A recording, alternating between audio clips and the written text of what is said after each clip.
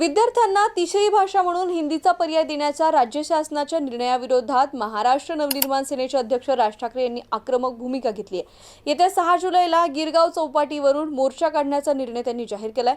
हिंदी सक्ती होऊ देणार नाही असं त्यांनी ठामपणे म्हटलंय। महाराष्ट्राच्या मनात काय आहे हे सरकारला दाखवून देणार आहोत असंही त्यांनी म्हटलंय।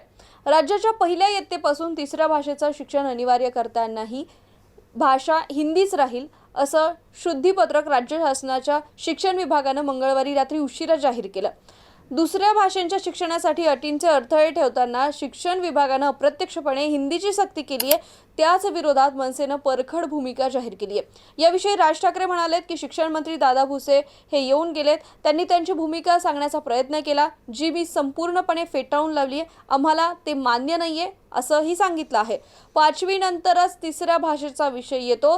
त्यांनी हे मान्य केलं की राष्ट्रीय शिक्षण धोरणात कोणत्याही गोष्टीचा समावेश नाही। या हिंदी सक्तीच्या विषयात तुम्हाला काय वाटतं आम्हाला कमेंट करून नक्की कळवा आणि पाहत रहा MCN न्यूज।